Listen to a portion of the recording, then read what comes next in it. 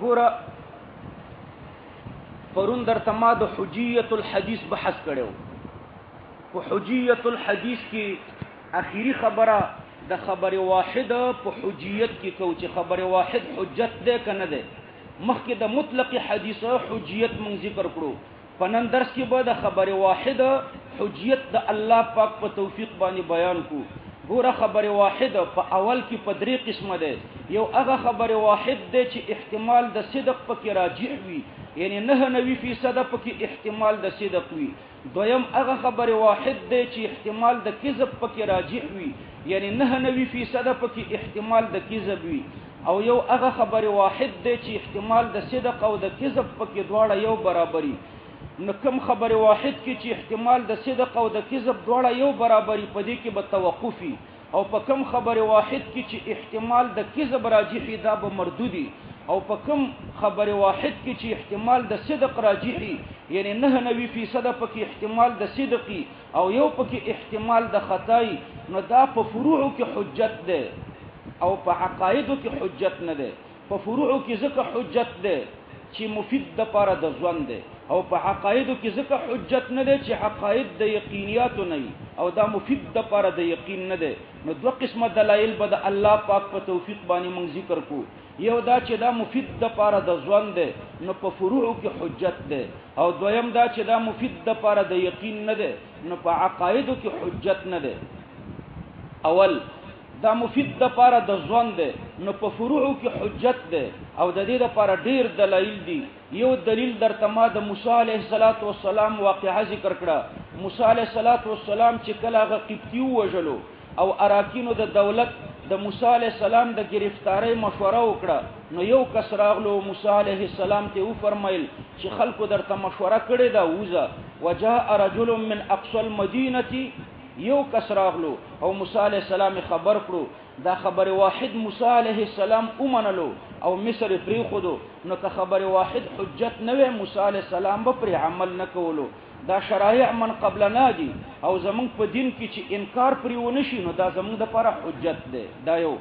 دویم الله په قران کریم کې فرمایي ان جاءکم فاسق بنبأ فتبینوا.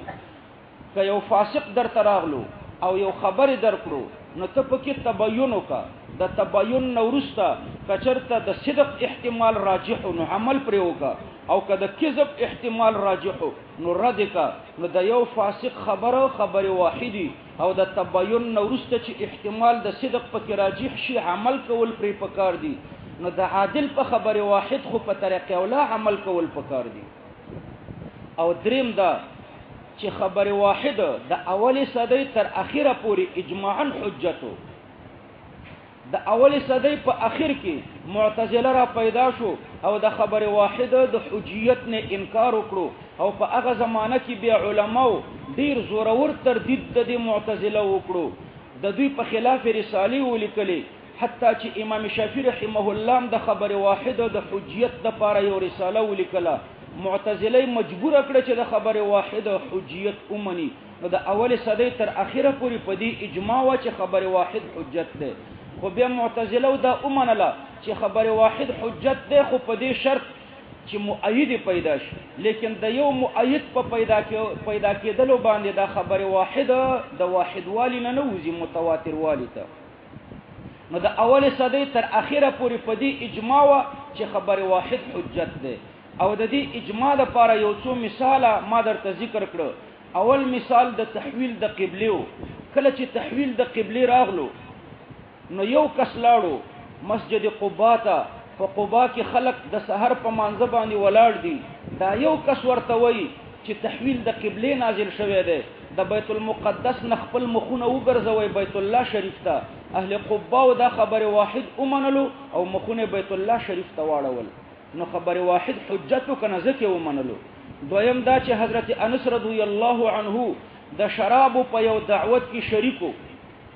لا شراب نو حرام شوی، نو د شراب دعوت ده. یو صحابي راغه او د دې دعوت والاو ته ویل چې د شراب حرمت نازل شو. ابو طلحه رضی الله عنه دا خبر واحد ومنلو، او حضرت انس رضی الله عنه ته حکم وکړو چې شراب واړه.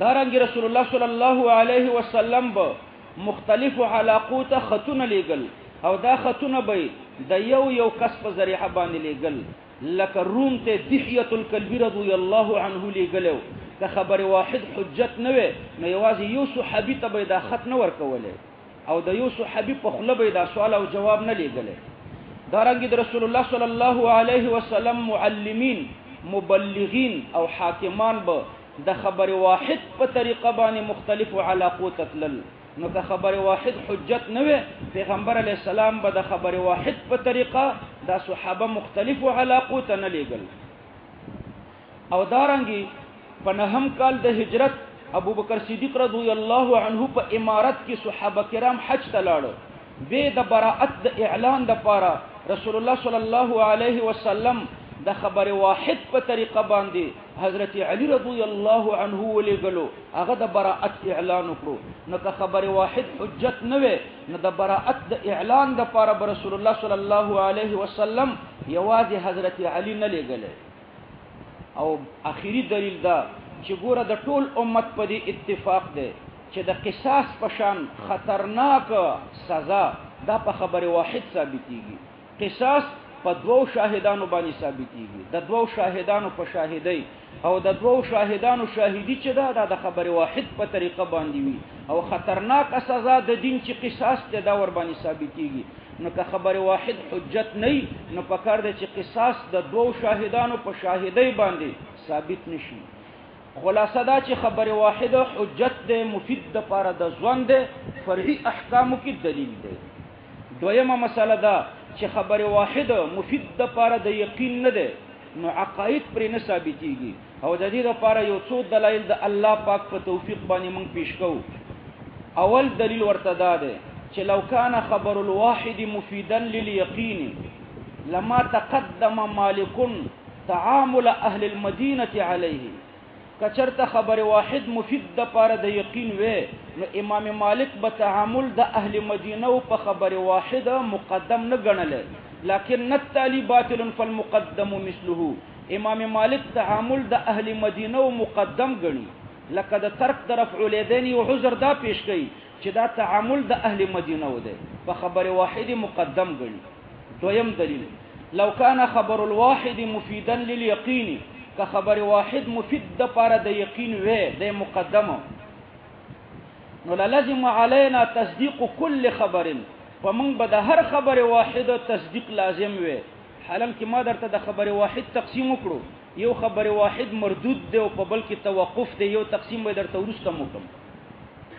دریم دلیل لو كان خبر الواحد مفيدا لليقين که خبر واحد مفید د پاره د یقین وې د مقدم لما تردد فيه احمد بن حنبل امام احمد بن حنبل په کې تردد نه کولې دی تالی لكن التالي باطل فالمقدم مثله بطلان د تالی دا ده چې په یو حدیث کې راځي چې درې شیان منقطع کوي خزا سپه او خر امام احمد ابن حنبل رحمه الله فرمایي چې د سپي په باره کې خو زما تردد نشته لیکن د خزه او د خر په باره کې می تردد ده دا د خبر واحد کې راغلی دی امام احمد ابن حنبل په کې تردد کوي په یقینیاتو کې خو تردد نه کیږي او بل دلیل دا دی چې خبر واحد په 15 قسمه ده مخکې مې درې اقسام درته اجمالا ذکر کړل تفصیلا 15 قسمه ده یو هغه خبر واحد ده چې قطعا صادقي یو هغه خبر واحد ده چې قطعا کاذبي یو هغه خبر واحد ده چې احتمال د صدق پکې راجحي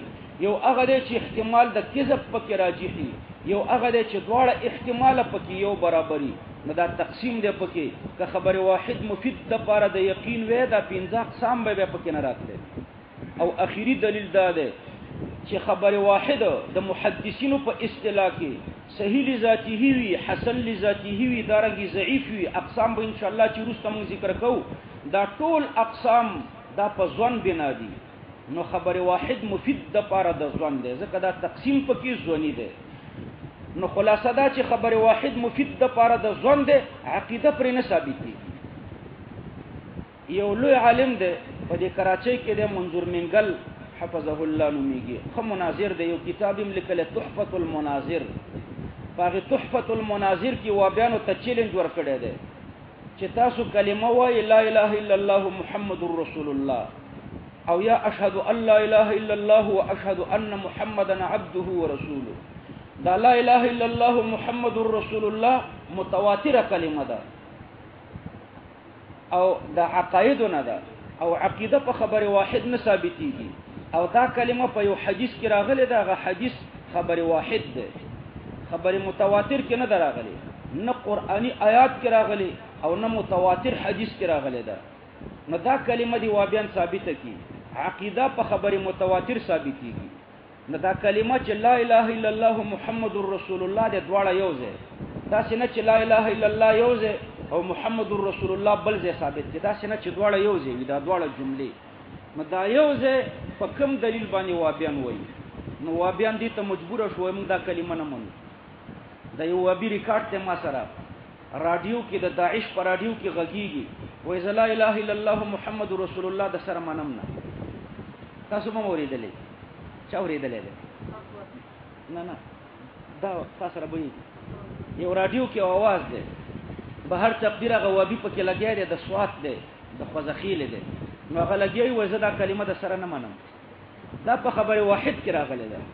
نن سبا وابیان بیا په منظور منګل صاحب باندې اعتراض کوي، اعتراض پیدا کوي، وای هغه وای چې په خبر واحد کې راغلی ده، عقیده پرې نه ثابتېږي کنه، په متواتر حدیث کې نشته.